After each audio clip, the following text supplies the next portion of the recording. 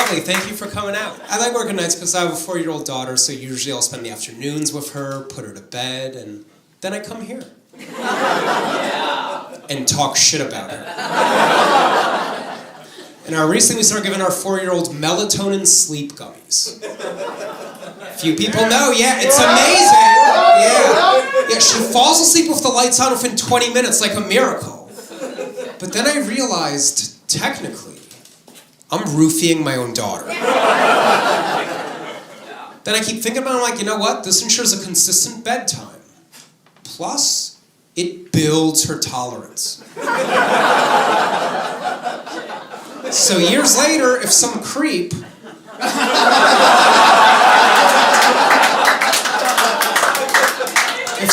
tries to roofie her, he'll be freaked out. It has no effect. My daughter will be at the club acting like a superhero where a bullet just bounced off. She'd be like, "Keep dancing, Ted! Stop checking your watch! We're grooving all night!" And then when he's not looking, she roofies his drink. I'm white and my daughter's white and her favorite doll is a black doll. Which is great, because it proves I'm a good ally. But when my toddler does normal toddler things that toddlers do with dolls, it looks extra bad. One time we're at the playground, my daughter's styling the doll's hair, and I'm like, "Hey, make sure you ask before touching her hair." Then another kid goes running up to my daughter, he wants to play with the doll, and my daughter goes, "No, mine!" I'm like, "Whoa, we don't own." Then my daughter picks up the doll, starts smashing it on a park bench. I'm like, "Stop it, this isn't the police academy."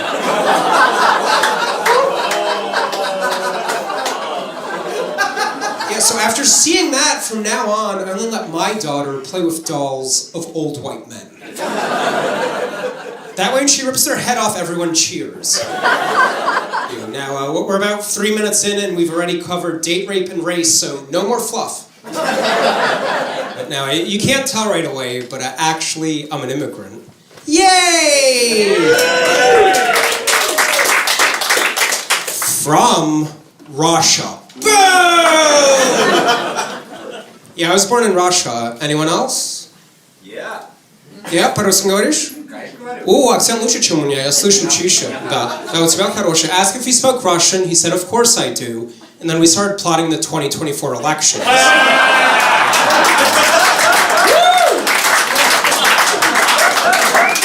You don't know who's gonna win, but we do. Yeah, it's gonna be a surprise. Now, I don't know about you, but I'm Russian and Jewish. Yeah, Russian and Jewish, so I still have asthma. But it's very aggressive. Yeah, just performing in the comedy theater next door when I decided to invade this one. If you don't laugh louder, I'll go nuclear. I taught my daughter to speak Russian, and when I'm around other people, I'll be speaking English to her. But when she doesn't listen, I switch to Russian, which gets her to do what I say, and also terrifies everyone else. Like I might say, "Pora ботинки, отец." Time to put on your shoes. But other people hear, "Put on shoes." Or I send you to Siberian work camp. Or I'll tell her, "Надо курточку одеть, холодно на улице. You gotta put in your jacket, it's cold out." But I see her parents taken aback because they think I said, "Jacket on, or I sell your other kidney." I know you don't want to visit Nikolai again. One time we're at the playground, I see my daughter pushing another kid. I'm like, "Hey, Piristan, hey, stop it." But I swear, the other parent thought I said, "Finish him."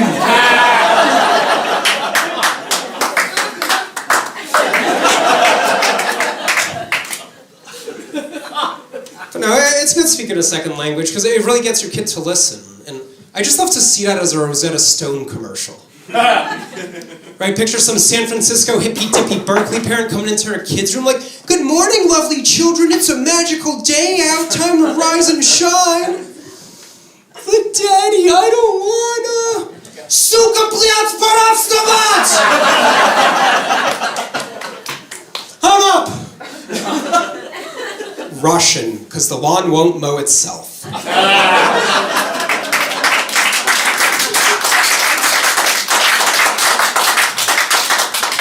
And he'll tell you, like, I speak Russian fluently, but my accent's awful. And one time at the playground, another Russian parent hears me talking to my daughter, and he goes, "Your Russian make my ear bleed." And I was like, so you're saying I speak perfect Russian? And then he goes on, "My God, that accent, what part of Russia did you grow up in?" And I was like, "Connecticut."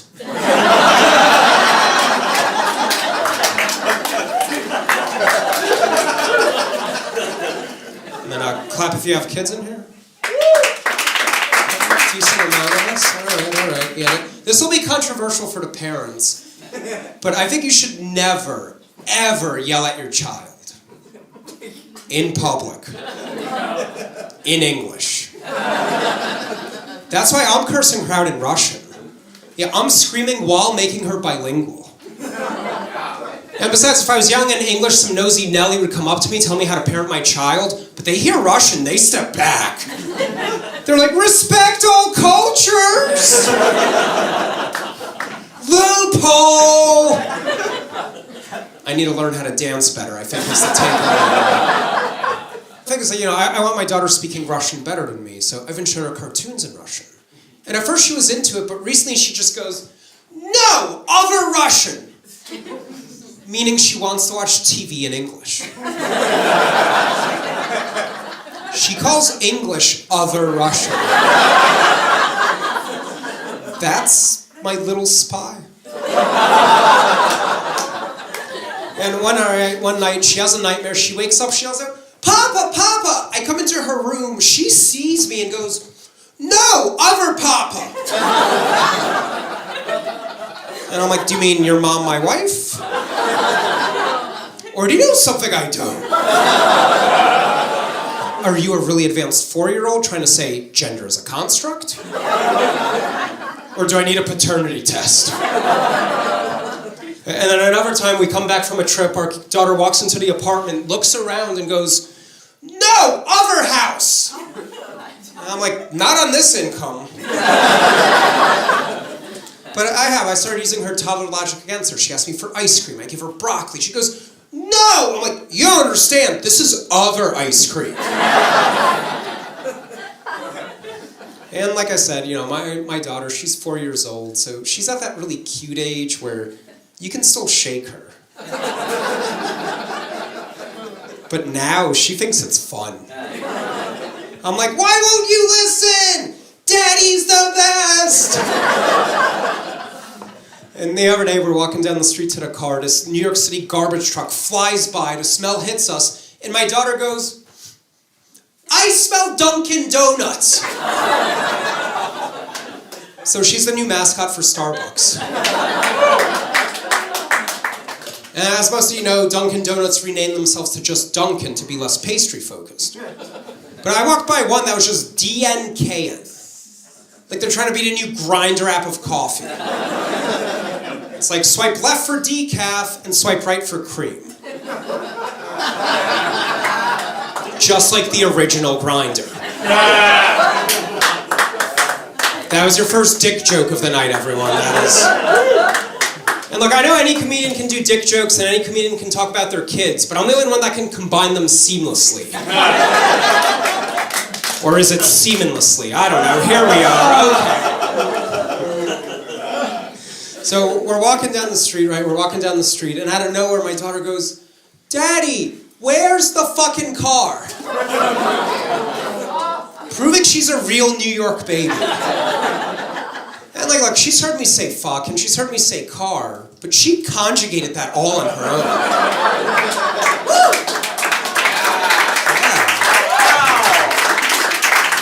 That's Daddy's little fucking genius. So we get in the car, me, my wife, my 4-year-old, and I thought I heard my daughter say, "I love Mama, I love Papa."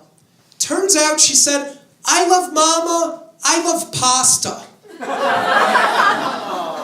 But I try to keep it positive. I'm like, maybe she's confusing papa and pasta because we're both white, straight, and doughy.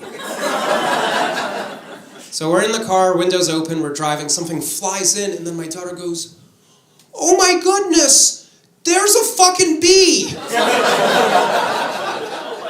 I'm just like, honey, you gotta stop saying that. You're gonna get me in trouble. That's a fucking fly. Don't they teach you anything in preschool? And I don't know if this is true for any other parents. This was a surprise for me. Ever since I became a dad, now the best, most relaxing sound in the world is whenever I hear someone else's child crying. Yeah, because they're like, wah! And I'm like, not my problem. And one time I said this and some woman yells out, that might be true for the dads, but that's not true for us moms. Because to mothers, all children are our children.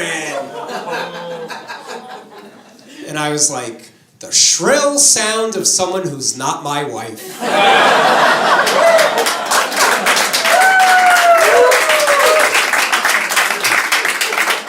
Not my problem. But I was curious, so I go home and ask my wife, I'm like, hey, do you consider all children your children? And she goes, I barely consider our child my child.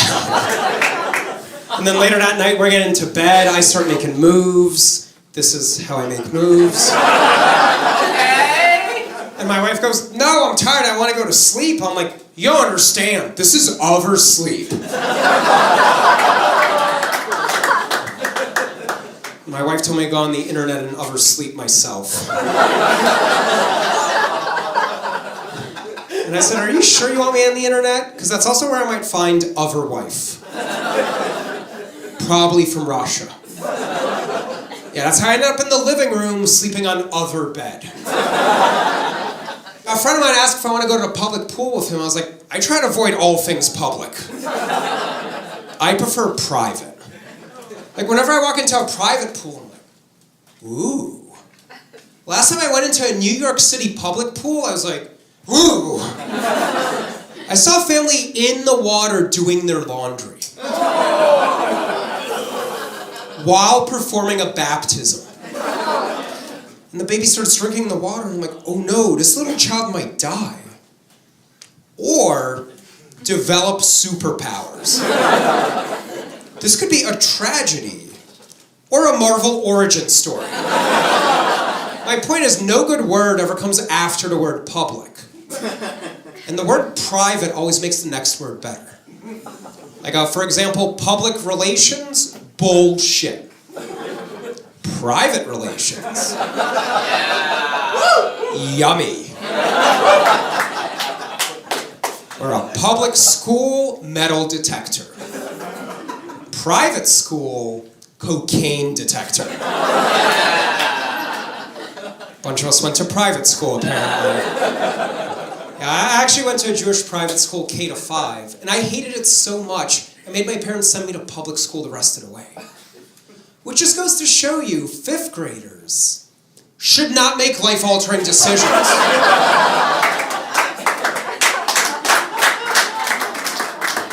Right? Because a good day in a private school is when your kid builds a 3D printer. The best day in a public school is when the private school donates the printer.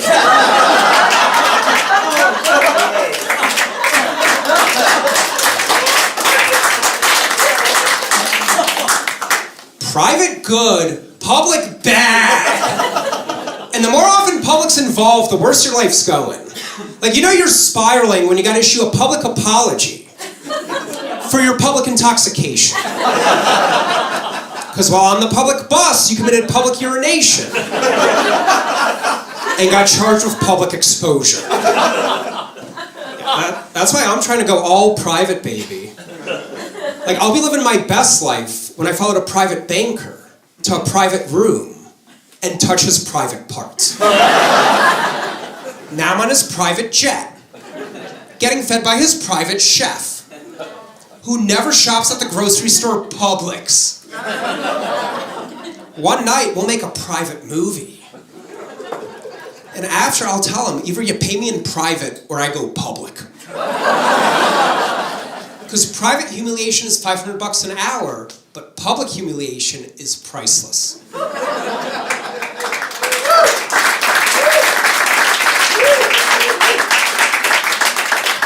Which is why you never show your privates in public. And after he pays me, I'll use all that private equity money to buy my own private jet and a private pool so I can have private relations with the private chef.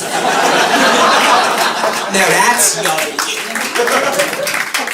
As you might be able to tell from that last joke, my ultimate goal in comedy, I want to be a public intellectual like a George Carlin or Dave Chappelle, where you want their take on any issue because they're funny and thoughtful. But performing my 5th comedy special for 80 people and not Madison Square Garden or something, thanks for coming. Performing, I've accepted that might never happen, and perhaps the best I can do is make you laugh hard enough that later this week, when you're having a bad day, you go home, remember one of my jokes, smile, and take your head out of the oven.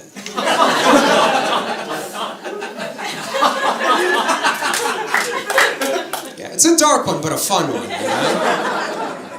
Like, this isn't my fault, okay? I'm gonna share with you a classic Russian joke, then you'll understand why I am the way I am, alright? So this guy, let's call him, I don't know, Igor Zalotsky. He decides he's gonna end it, so he gets up on his footstool and puts the noose on his neck. And right before he jumps, he looks over into his living room and he sees under the couch there's a little bit of a cigarette left.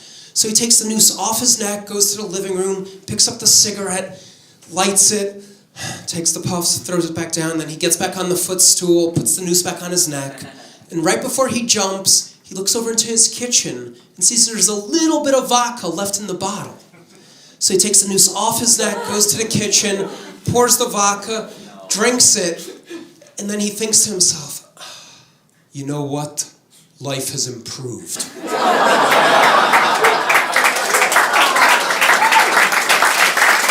That's the culture I grew up in.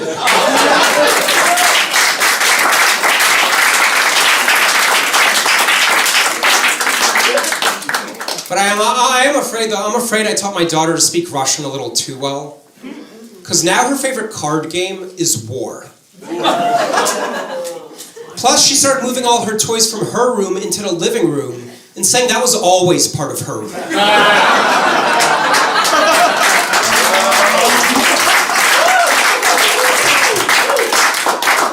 For the record, I do not approve of this, okay? I do not approve, but instead of telling her you're grounded, now I say you're sanctioned. And she goes, Daddy, what's sanctioned mean? And I say, that means you can only play with your Chinese friend. That's a very good joke, everyone.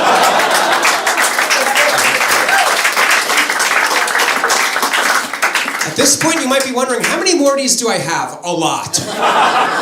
Recently, a friend comes over, hears my daughter say something to me in Russian, then he turns to me and he's like, hey Ben, did she want juice or the surrender of Kiev? I was like, don't be ridiculous. She wants Poland. And then my friend goes on, he's like, Ben, you being born in Russia makes you complicit in this war.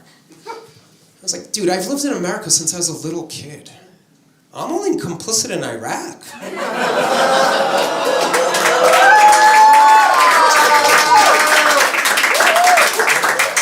Not as fun when it's coming back at you. And then my friend goes on, he's like, look, Ben, I get you're being tongue-in-cheek, but it's too soon and wrong to take advantage of these people's pain and suffering for your own personal gain. I was like, you know what? You're right. I am sorry. Taking advantage of people's gain for my own profit, that makes me a real American.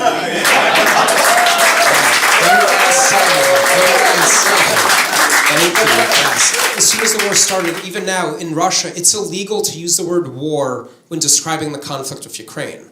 You can't call it a war, you can only call it a special military operation. Similarly, my wife and I didn't have a week-long fight. We had a special celibacy operation.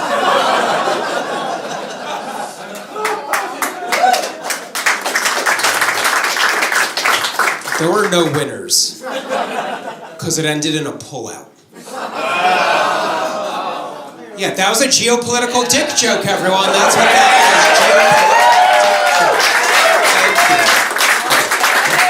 There's some clever shit, but there's also a 2 geopolitical dick joke minimum when I'm involved. Now, this is also true because it was in the New York Post. Apparently, when Russian soldiers were invading Russian soldiers were Tinder matching with Ukrainian women. That's gotta be a real awkward first date. Russian soldiers like, yes, I'm very new to area.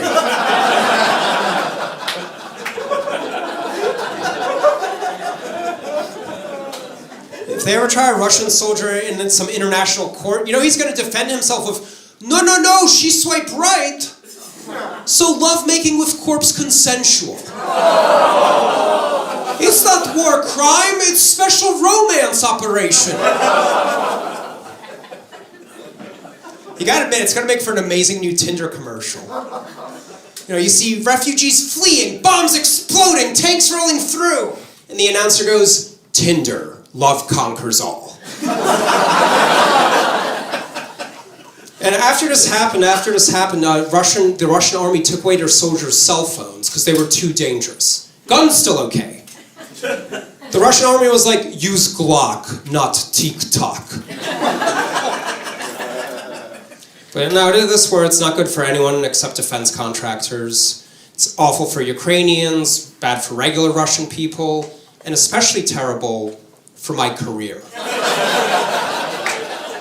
I remember back in March when this all started, I'm doing the show, it's going amazing. Then I mentioned I'm Russian-born.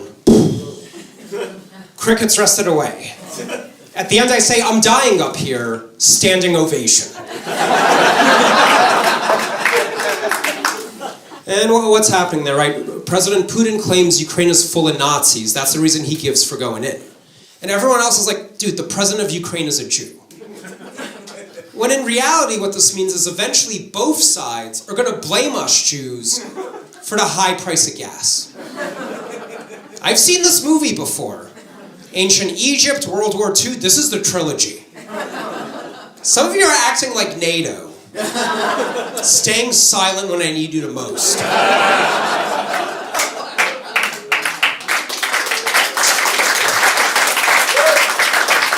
Happy UN week, everyone. Fucking traffic jam makes me want to dismantle all of NATO. And now we know Wimbledon, the tennis tournament, yeah. They banned Russian players from competing, which is crazy to me. Like, Putin isn't getting military advice from tennis pros.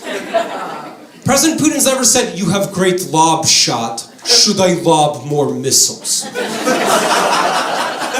It's dark, but the joke structure is there. And if you didn't like that, you're gonna hate this. But stick with me on it. President Putin is my role model.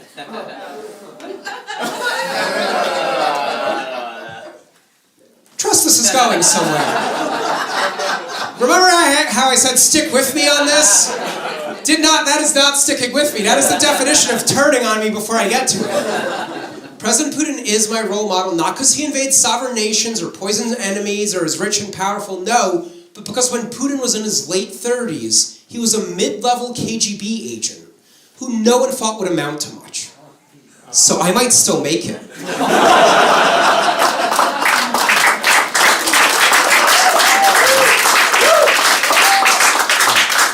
All I need is a horse and someone to take my topless photo. You laughed a little too hard on that, sir. I gotta do more sit-ups tomorrow. I gotta do more sit-ups. The whole Wimbledon tennis ban is like crazy to me, because like now you have young, unemployed Russians. And where do young Russians go when they can't get a job? Army. The army, exactly. Wimbledon is creating world-class Russian super soldiers with amazing reflexes. They're making the situation worse. And like, look, I understand, you know, Russian government's evil, you want to ban Russian athletes from competing. Okay, fine, but then you gotta ban American athletes anytime a drone strike kills kids. Or Israeli players every few months. Or Chinese players always. Chinese government's fucking evil. Chinese people, good people, stop Asian hate, but Chinese government fucking evil. But we don't give a shit because they make us good stuff for cheap. So Russia's biggest mistake wasn't invading Ukraine, no. It It was not learning how to manufacture Air Jordans and iPhones.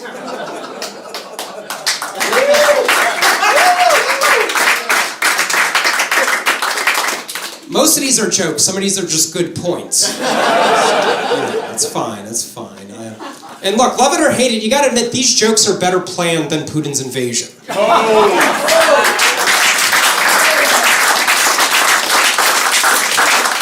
Do you remember the Russian doping scandal, the last bad thing they did? Yeah, what happened during the Russian doping scandal, they didn't let Russia compete, but they let individual Russian athletes compete. They just never said the word Russia or showed the flag or played the anthem. They're just known as ROC, Russian Olympic Committee. Similarly, I want to be called ROC, Russian-originated comedian. The Rock. Just me and Jay-Z, everyone. Just me and Jay-Z. This is true as well. So, America has admitted to having biological laboratories in Ukraine. And America and Ukraine say they're just bio-research labs, no big deal. Russia claims they're biochemical warfare labs. Tornado.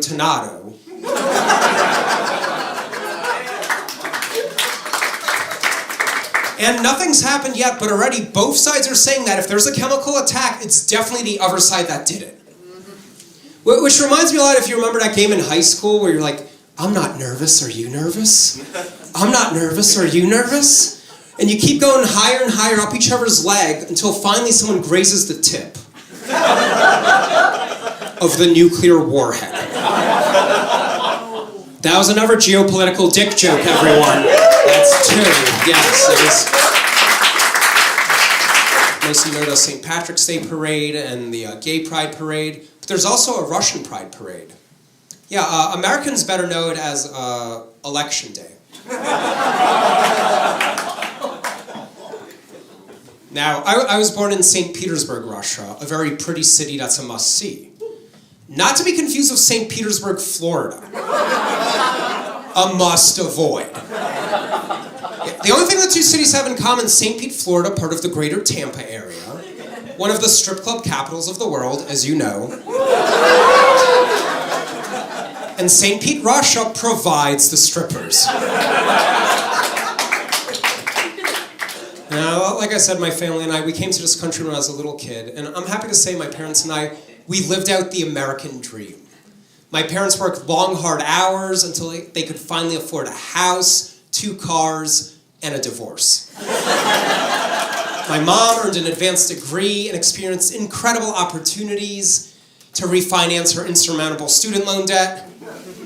My dad started and grew his own company until finally his business sold for pennies on the dollar in bankruptcy.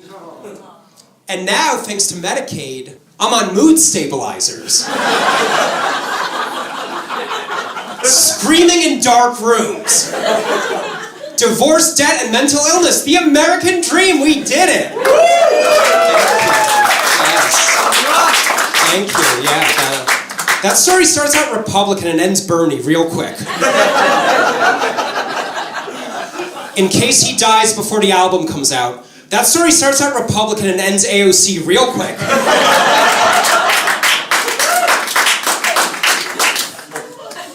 But here's what's weird, though. Here's what's weird. Like, my parents, they got married in Russia and divorced in America.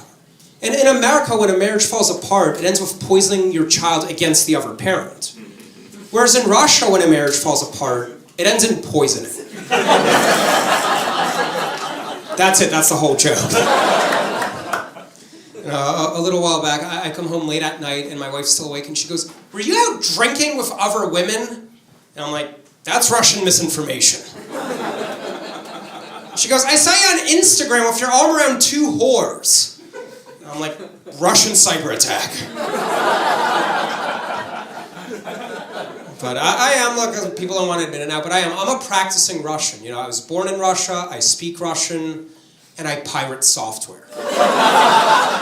And I'm also Jewish, but I'm not practicing. You know, like, I don't go to synagogue, I don't wear a kippah. I bought a Christmas tree, and I liked it. Because growing up, my dad and I, he'd have what we call a New Year's tree, which is what non-Christians get December 26th. For free. And the thing with with my dad, okay, so me, like, I'm an Americanized immigrant, right? Like, I sound American, I love football, and I'm addicted to painkillers. America! But my dad, he's like an immigrant, like, when I say football, he thinks soccer. Or I say soft drink, he thinks Bud Light. Or I say free elections, he thinks you're funny. And my dad, he interacts with Americans no problem, but his default is Russian. All his friends are Russian, he travels to Russia, and he pirates software. And he heard me say this once, and he goes, "That's bullshit. I'm very Americanized. Some of my best friends are Ukrainian."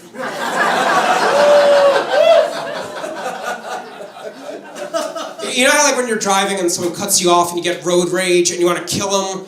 So you catch up and see who it is, and usually, right, it's like some grandma with glaucoma in 3 eyes. So you calm down, you're like, never mind, it's okay. God's on the case already. It's gonna get darker from here.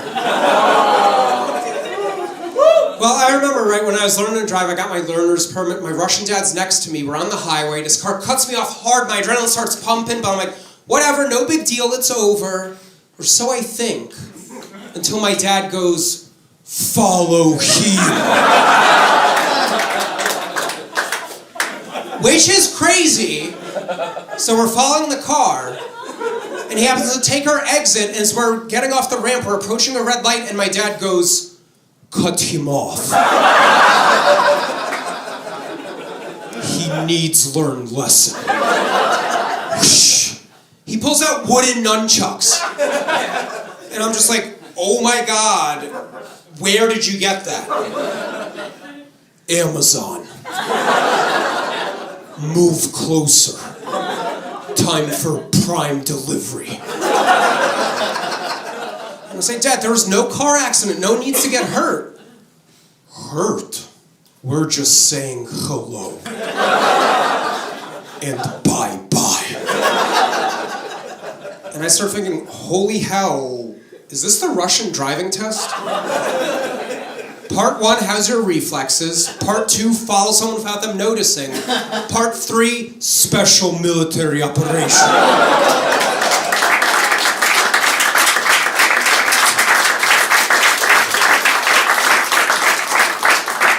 So I refuse to move forward, and the whole time my dad, he's leaning on my horn.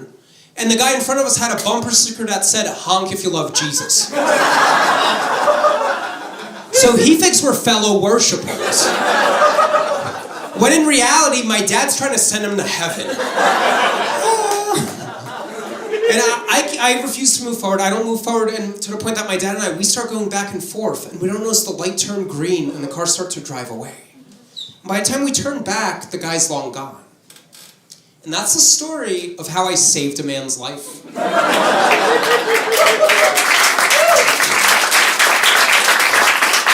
I am a hero, everyone. I am a goddamn hero. Now, with driving with GPS, we got what? We got like Google Maps for speed, Waze for more social experience, and Apple Maps for not arriving.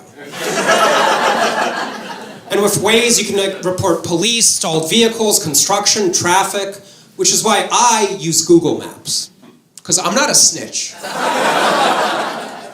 And for a while, a bunch of states wanted to make Waze illegal because they said knowing where the police were would get cops killed.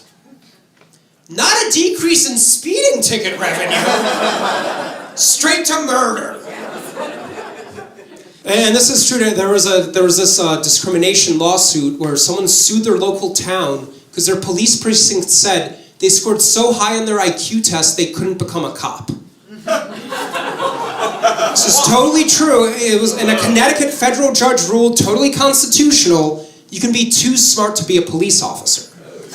Because apparently smarter people are less likely to blindly follow orders. Yeah, so clap it up for that. Congrats, 15 people, you just passed the police exam.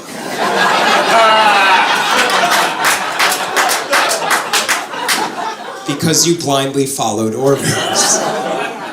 We're having a nice time. We're having a good time. Yeah, I remember a couple months back, I had a really rough show, way worse than this. This is fun. No, I had a really rough show. It was outside in Jersey City, New Jersey. Jersey City, outside restaurant sidewalk for 2 people. 2 people. So this is literally 50 times better. I mean that, mathematically. Well, to be fair, there was a third person. There was this like little 10-year-old kid just pacing back and forth, holding a water gun. And when I saw it, my first thought was, I guess we've defunded the police. He's all that's left. Just a child with a super soaker. If you ever visit Jersey City, I don't know why you would, but if you do, they have a motto. It's on all their lampposts. It says, Jersey City, make it yours. Yeah, what a nice way of saying we've given up on infrastructure. A lot of towns in New Jersey have mottos for whatever reason. And my favorite there, Linden, New Jersey, their motto is big enough to matter, small enough to care. I thought that was pretty good. Big enough to matter, small enough to care. So that's also my motto when making love. So yeah, this show goes terrible, real bad show. And then I come home and I turn to my wife. I'm like, I'm not sure what my comedy persona is. No hesitation, she goes, not likable. I'm like, all right, can you expand on that? She goes, very not likable. I'm like, okay, is there anything positive you can say? She goes, well, you're amazing at not caring about what people think. You don't give a shit if the other comedians like you. You don't care if you offend the audience. You've been doing comedy for 14 years with the bare minimum of success and nothing stops you.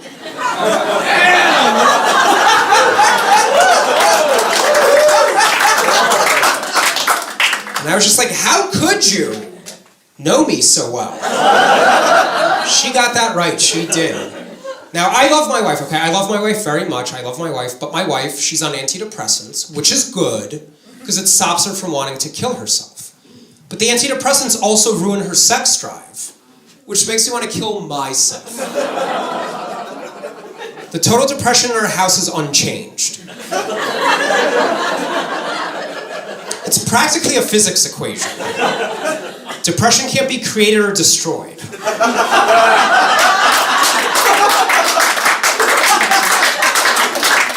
Only transferred. From her brain to my balls. I love my wife, that was my point. Look, I get I've been a little edgy or you've been a little soft. But here's the least controversial thing I'll say. I love sleep. I love sleep. I love sleep so much that if one of you fell asleep during the show and I noticed, I'd whisper. Whenever my wife's asleep and I come home, I tippy-toe around our apartment like I'm robbing it. When I'm asleep and my wife comes home, she doesn't give 2 fucks. She's clonking around in heels, slamming dresser drawers, turning on the bedroom lights. My wife is a domestic terrorist. If someone ever broke into our home going, ah, la, la, la, la, la, I'd be like, relax, one of yours lives here. A little while back, my wife, she's walking around topless, as per our prenup. And you know, you can put anything in a prenup. It's like topless Tuesdays or you don't get the house, it says it right here. So my wife, she's walking around topless, our 4-year-old sees her, points and goes, Mama, I like your titties. I have never been more proud. Then I panic, I'm like, oh my God, we're raising a construction worker.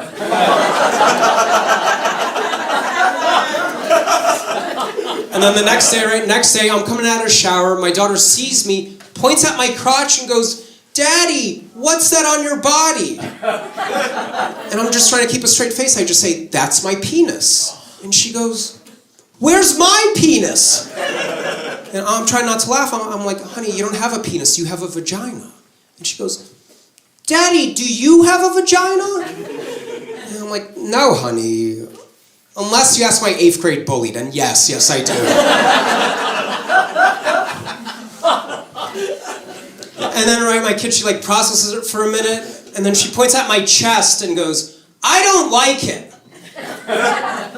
I'm like, oh God, it's worse than construction worker.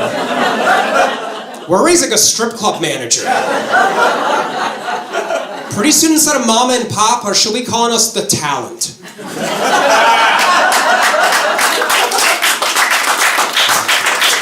And make us move to St. Pete, Florida. Now, March 2020 was awful for me. March 2020 was awful for me. I got COVID, and I almost died from pop brownies.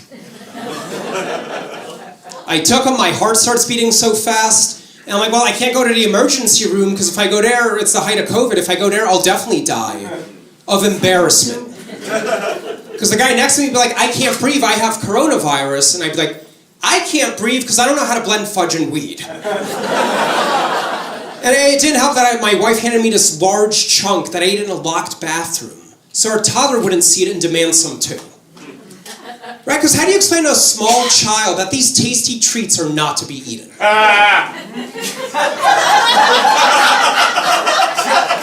It's like, look, honey, have all the candy from strangers you want.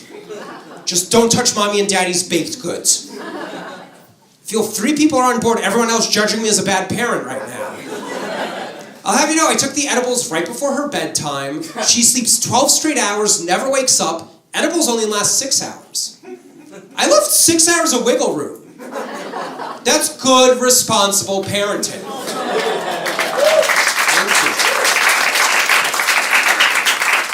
And besides, if the edibles kick in before she goes to sleep, she gets a way better bedtime story. Don't let the pigeon drive the bus turns into, holy shit, a talking pigeon.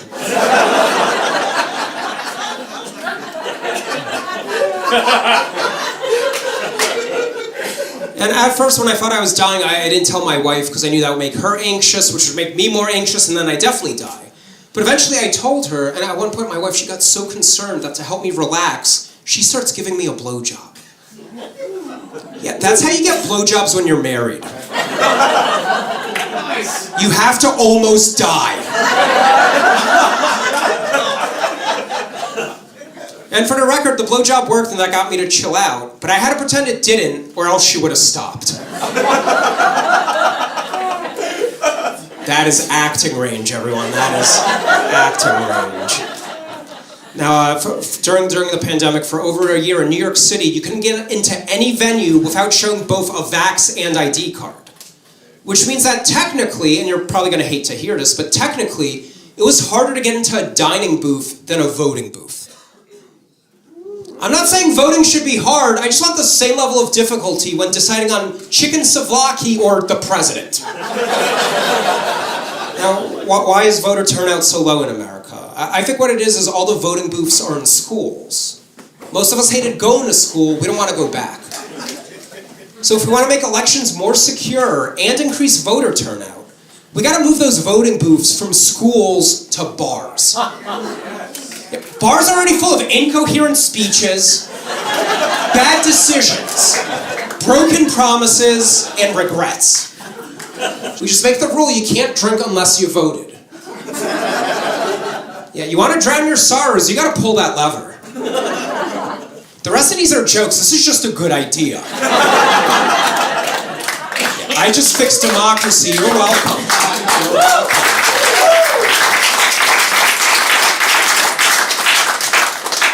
I remember at one point during the pandemic, I thought I heard my Russian dad say, coronavirus is caused by gays. Turns out he said, Gates. As in Bill Gates. Woo! He's not homophobic, just a conspiracy theorist. And by the way, we gotta stop calling things conspiracy theories, okay? Evolution is a theory, conspiracy is a hunch. Because a theory explains all observable data. A hunch takes 2 out of 30 data points and goes, Gates, Soros, ta-da. And look, I know there's lots of conspiracies about Russians and lots of conspiracies about Jews, and as a Russian Jew, I can assure you, the Jews do not control the media. It's the Russians. I sit in both meetings. I remember like middle of the pandemic, right? I'm at the playground with my kid, and one mom's losing her shit because not all the parents have their face masks on. And I was like, lady, you just left the playground gate to the street wide open. That's way more dangerous. COVID might kill kids. Cars definitely do. Especially when I'm driving.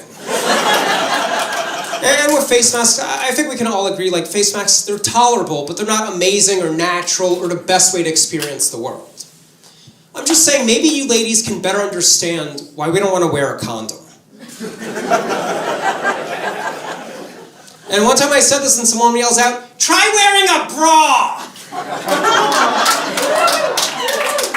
Because apparently bras are like condoms for your tits.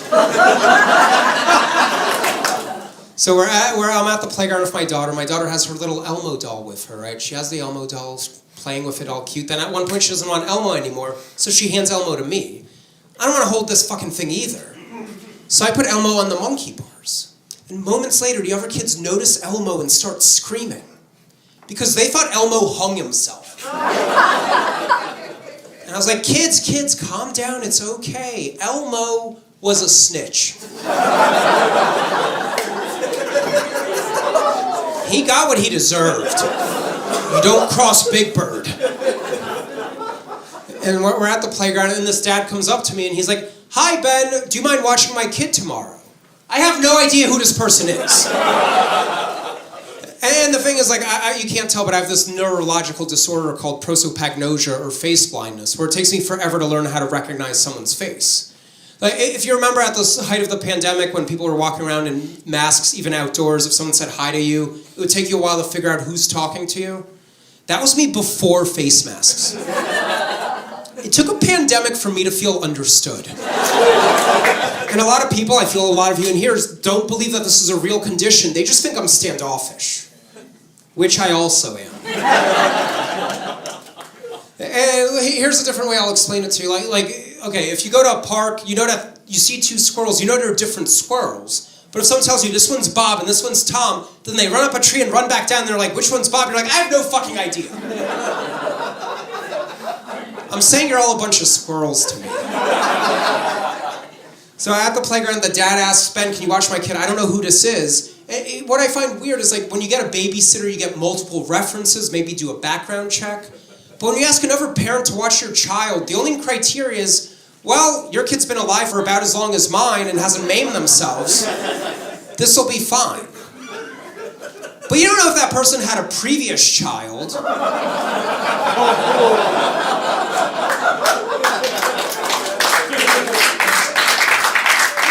That they lost due to state-determined negligence. And when I explained all this to that dad, he goes, never mind.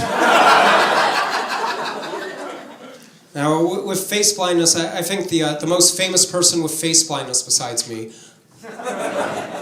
most famous person with face blindness is the actor Brad Pitt, which is one of the many things me and Bradford have in common. Does anyone know where Brad Pitt went to school? To college? Anyone know? PC, close, University of Missouri. Close enough, DC, Red Sox, whatever, you know, we're in the ballpark. Can anyone beat University of Missouri for where they went to college?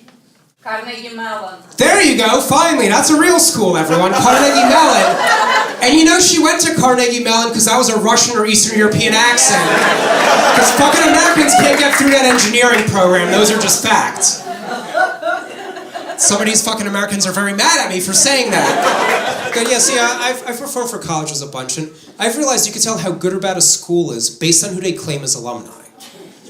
Yeah, for example, Yale's like, we got 5 US presidents. Meanwhile, Harvard's like, simpletons, we got 8 US presidents.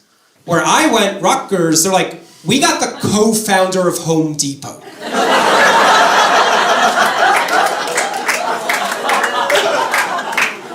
Or Columbia University is like, Barack Obama went here. Florida State University is like, your party planner went here.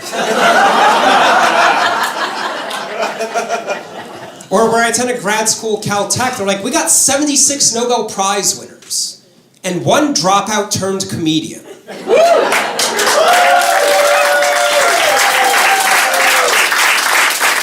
Who we wish would stop mentioning us. Now, you know that trick where if you have a PhD, you get to be called a doctor, although you're not a real medical doctor?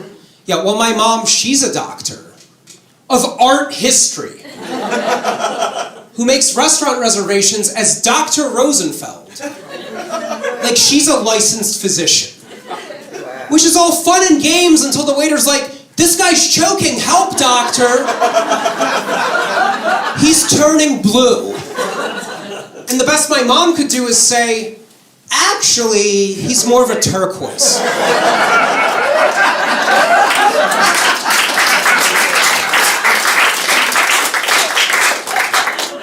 She is. She's very elitist. She's very elitist. And I'm afraid it's rubbing off on my daughter. Because the other morning, my kid and I were playing make-believe, and my daughter goes, Daddy, I'll be the princess, you be the doorman. And I was like, how'd I miss that scene in Frozen? Let me get this right. In this scenario, not only do you think you're better than me, we're not even related. Why can't you beat a princess, I beat a king, and have your imaginary friend beat a doorman? And she goes, I don't have an imaginary friend. And I'm like, yeah, no wonder. Look at how you treat people. Do you remember that story of Rapunzel where the dad locks her in a tower? Yeah, they never tell you why he locked her in a tower. Maybe it's because she called her dad a fucking doorman. You know, we're not doing amazing financially, but we're around a lot of successful people. And I remember recently I'm with my daughter and a rich kid, and I'm watching them. We're going to our house. I forgot my keys to the apartment, so I have to hit the buzzer to get in. And Toddler Moneybags goes, what's that button for? Where's your doorman?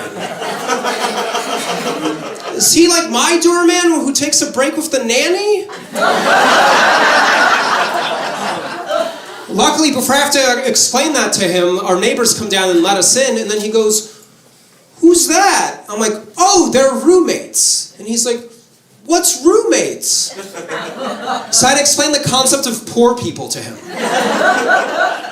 And when I'm done, he goes, oh my God, that's so cool. You mean when I grow up, I get to live with my best friend? I'm like, yes, your best friend from Craigslist. And as soon as I dropped the kid off, I went straight to the bar and started drinking. And I get to talking to this airline pilot, and he told me that airlines test the pilots for being drunk, but only after the plane lands. Because, and I quote, they don't want to have to cancel flights if we fail. So next time you're on an airplane that's circling for an hour or two before landing,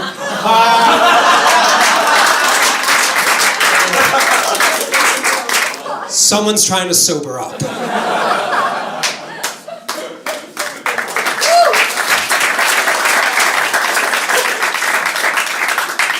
Now, when we travel, we got what? We got the hotel, motel, Airbnb, very close. They changed the lyrics, they forgot to tell you. Yeah, I used to love Airbnbs. I used to love Airbnb till I had two awful experiences. First one, in Hawaii, on our honeymoon, our Airbnb got broken into hours before we arrive.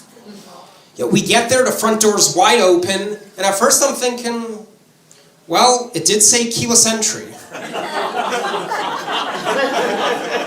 Then I peek in, there's no TV, the TV's missing, there's stuff on the floor, and I'm like, wait a minute, Hawaii doesn't have bears. This is a break-in. Airbnb, more like Airbnb. Breaking and entering. If you're not in the crime game. Like me.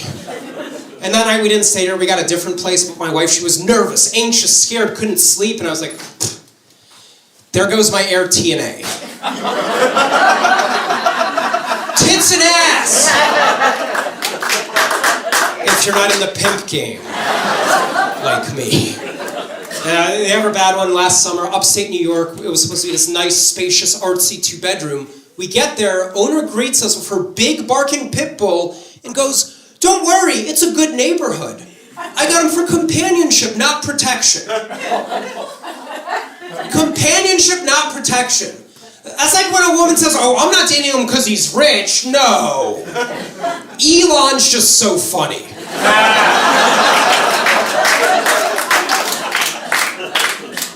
And the actual Airbnb was quite nice, but the rest of the block was deserted. There was unmowed lawns up to your waist, broken windows, missing porch steps. I have never been so relieved to be driving a Kia. That'd be a great car commercial, right? Picture some shady area, you see a BMW, window smashed, Mercedes, door ripped off. My Kia, untouched. And the announcer goes, "Kia, don't worry, no one wants it."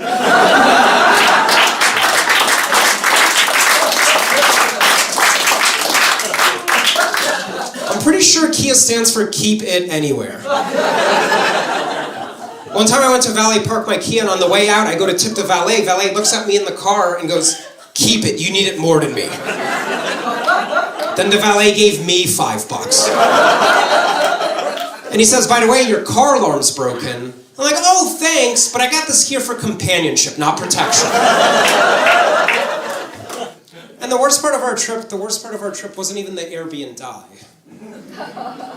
No, the worst part of our trip was the Legoland. We all know Legoland? Yeah, guess how much 2 adults, 1 child cost to go to Choking Hazard Land? $280. $280, yeah, like $250. For $250, you could get a nice New York City hotel for a night. Or a Detroit home forever. And like, look, I get you pay that same amount of ticket price at Six Flags for multi-million-dollar roller coasters. Legoland, you're paying those prices to walk around going, "Ah, fuck, ah, fuck." Because the Legos are on the floor. And when we went, the rule was your child gets in for free if they're 2 or under. And our daughter was 3 years old. So we taught her how to lie. Because morals mean nothing compared to Lego extortion. And only one good thing came out of the trip. Only one good thing came out of the trip. It inspired me to write a song. And the chorus goes, "A vacation with a child is not a vacation. It's the same prison in a new location."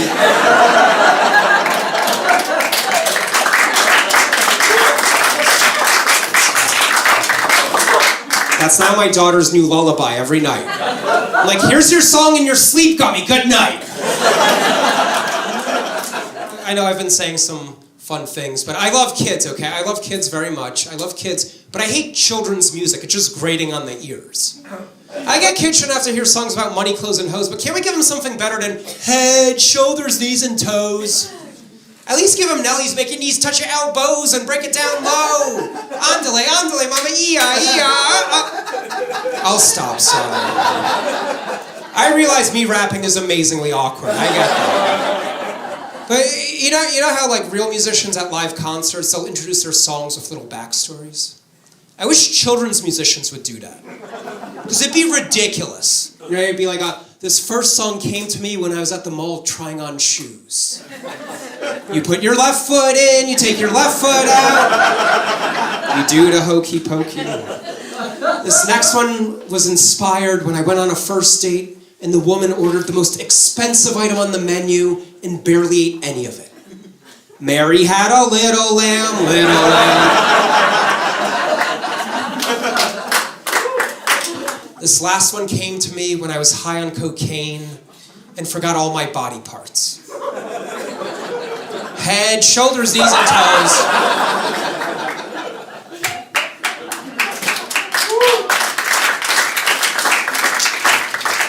I will say, there's one children's song I actually like. One song I like, you might know it. It goes, clean up, everybody, everywhere. Clean up, everybody, do your share.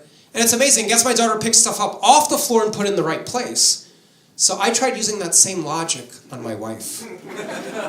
I was like, hook up, everybody, everywhere. Hook up, let's do it in this chair.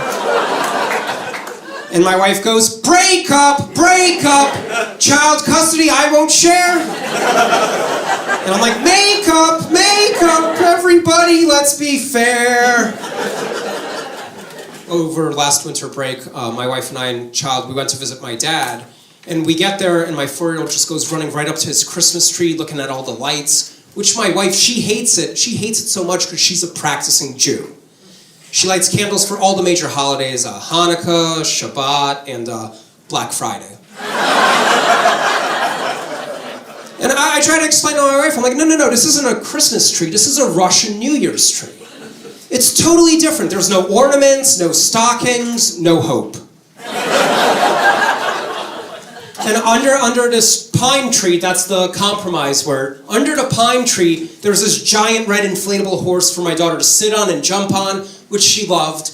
And what I should have told my dad is, thank you so much for this nice gift.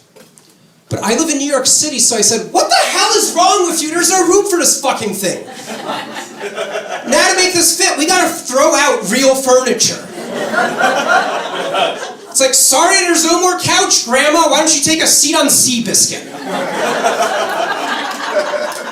And then my dad and I, we get back and we start arguing, get into it, whatever, and then we leave. And on the way home, we get bagels. And now, I love New York City bagels. I think New York City bagels are the best. That's the least controversial thing I'll say. Yeah. New York City bagels are the best.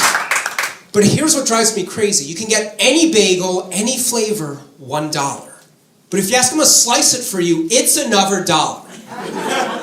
Like, do you understand the amount of effort it takes to wake up at 4 in the morning, mix eggs, flour, yeast, and water, and then add poppy, sesame, or everything? $1. Whoosh, $2. So we're sitting there, we're eating the bagels, my kid's getting the bagels all over the floor, and that's when it hits me, like, the biggest change I've noticed in myself since becoming a dad is how much food I eat off the floor. I've gone from never, none, to sometimes yum. It's at the point where now sometimes if I eat something that hasn't been on the floor, I'm like, this doesn't taste right. Much better. Just needed Lysol. So we leave bagels, we start walking home, and it starts snowing, so I put on my gloves, and I make a snowball, and I throw it at a tree, and my daughter loves it. She starts directing me, she's like, throw car, throw bird, throw cat. Like, it was so cool and sweet, like, I didn't realize she was being a little sociopath. So we're walking, right, and then eventually my daughter asks for my hand, I give it to her, it has the glove on, she looks at it and goes, no! And like pulls the glove off, throws the glove on the floor, and she happily takes my bare hand, and we walk home the rest of the way. Yeah, I thought it was so adorable, until I had the thought, oh my God, when she grows up, she's never using condoms. And then I told my wife that thought, and she goes, what the fuck is wrong with you? I'm like, no, it's funny if you let it be. And then I shared that with all of you. And now you can never hold a child's hand ever again. So be the change you want to see in the world, I guess. So we get home, right? We get home from the snow, and my wife and daughter, they both take a nap, and I start tidying up around the house, which I've been doing ever since she was born. They take a nap, and I always make it cleaner. And what I find ironic is when my daughter makes a mess and falls asleep, I think she's an angel. When my wife ignores that mess and goes to bed, she's an asshole. And I try to tell myself, it's not a big deal. She spends more time with the child than you. Just do this. It's not a big deal. Although inside, it makes me furious, just fucking furious that she could fall asleep when there's this much shit everywhere. I'm very neat and orderly. I'm a very neat, orderly person. My wife makes a hurricane look like the Container Store. And that day, I remember that day, I decided to finally tell her about my secret cleaning. And I was afraid she'd get mad at me that I think she's such a slob. And when I told her, she goes, oh, really? I never noticed that you cleaned. You need to do a better job. So a couple weeks go by, they fall asleep again, I tidy up, and I made sure to do an extra nice job to make everything sparkling. And then to make sure my wife noticed, I cut off the inflatable horse's head and left it in her bed.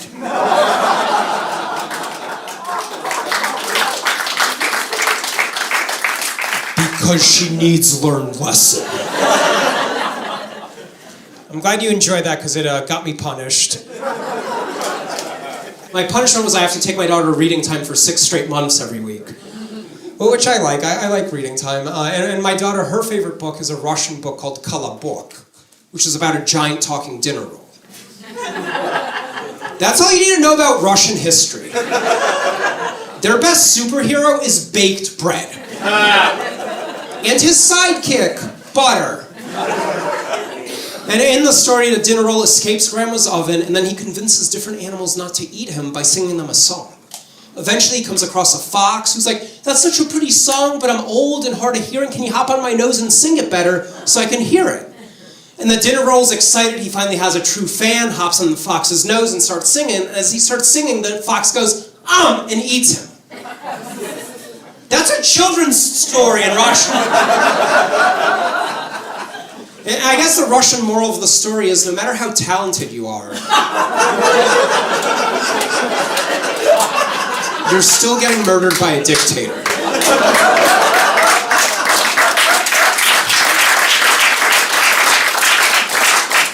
Now, my daughter's favorite part, which she has me read to her over and over again, is as the dinner roll starts singing, the fox goes, and eats him, and eats him, and eats him. My daughter roots for the bad guy. Like a real Russian. My favorite children's book is The 3 Little Pigs, which I actually think should be renamed to CNN, MSNBC, and Fox News. And we remember the 3 Little Pigs, what happens, right? The first 2 pigs build their houses real quick from straws and sticks. Wolf comes, huffs, puffs, blows it down. 3rd pig takes forever, builds his house from bricks. Wolf can't blow it down. And the moral of the story is supposed to be what? Don't take shortcuts, work hard. Hard work pays off over time. But when you read your kid the same book 1,000,000 times, you start to think of additional morals of the story. Like perhaps the takeaway is, instead of working hard, just be friends with people who are more successful than you. Or maybe the real moral of the story is, if you live around wolves, buy a fucking gun.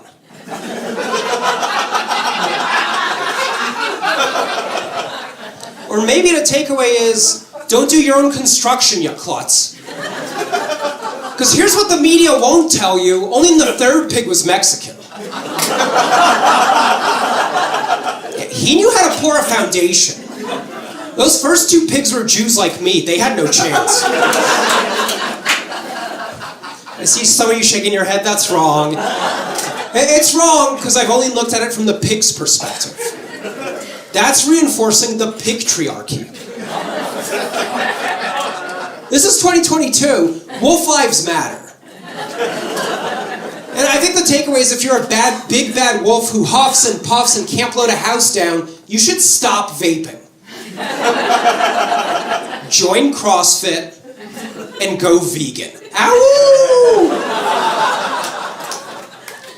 And so I'm at reading time with my daughter, and I start zoning out. I'm on my phone, and since I've become a dad, whenever I read like a little article about a dad doing something sweet, that's like my secret soft spot. Usually, like, I get emotional with it. And I remember that one day, I'm reading this article about Tom Brady. It quoted him, the last time Tom Brady lost the Super Bowl, it wasn't as bad, because right after the game, all his kids came up and hugged him, and it really put things in perspective. Like, it touched me, like there was a tear running down my cheek. I was super moved, to the point that it took me a couple minutes to remember, that was the game that cost me $1,000.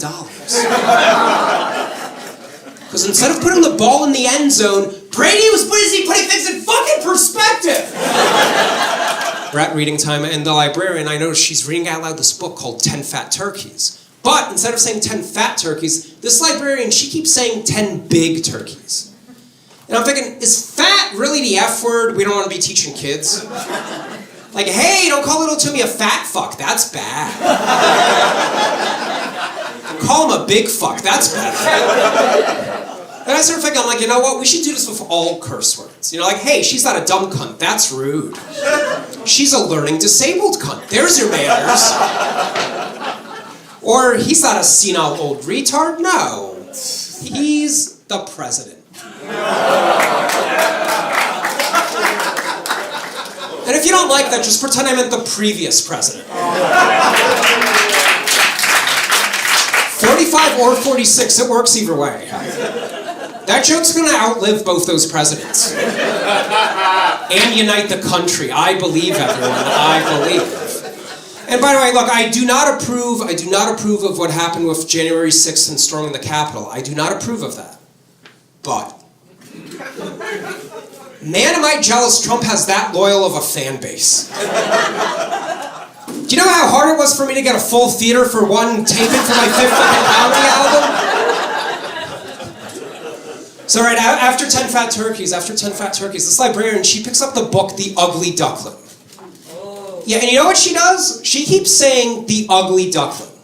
I'm like, where's the logic there? Fat's bad, but ugly's okay? No, there should be the pretty in her own way duckling. Or now, my, what a unique beak duckling. Then I think about it, so I'm like, you know what, the librarian, her heart's in the right place, she means well. So now, I think we should change all children's story titles.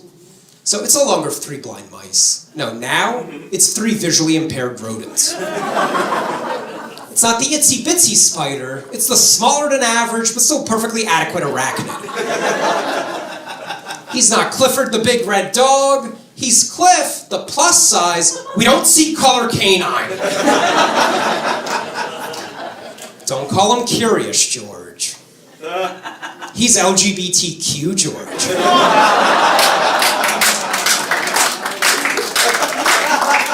Or Boy George. Or Tom Cruise George. I'm glad you're enjoying this because it got me kicked out of reading time.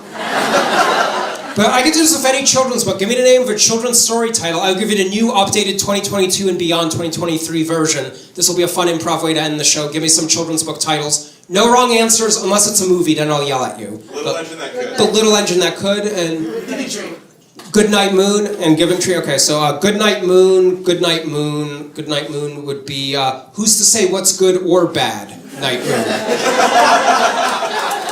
And Moon, if you choose to identify as a planet, I'll respect that. The Little Engine That Could, that would be the Everyone Gets a Participation Trophy.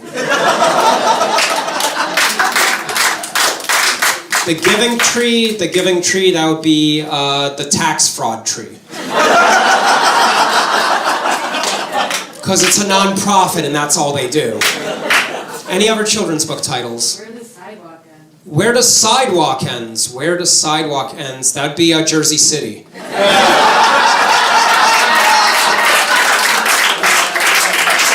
Because of their infrastructure.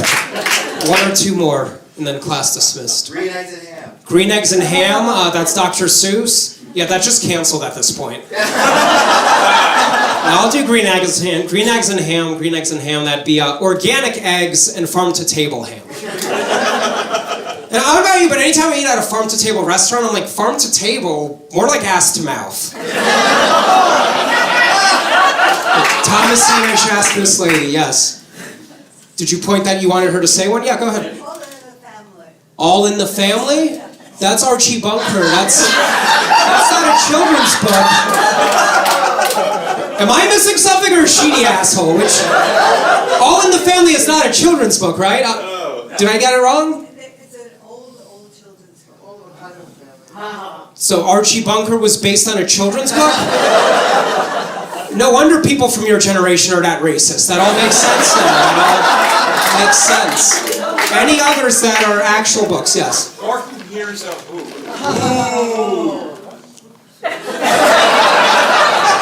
Jersey City, come on, man. Yeah. Horton Hears a Who. It would be Hearing Aids for All. Hop on Pop, that'd be... Struck a chord with him on that one. Hop on Pop, that'd be Get Consent Before You Hop on Pop.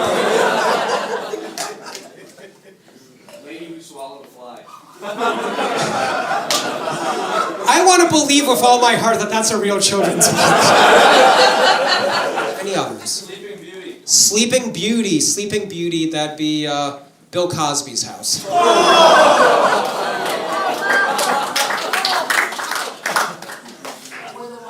Where the Wild Things Are, that's a classic. Where the Wild Things Are, Epstein Island. I'm Ben Rosenfeld. Thanks so much for having me.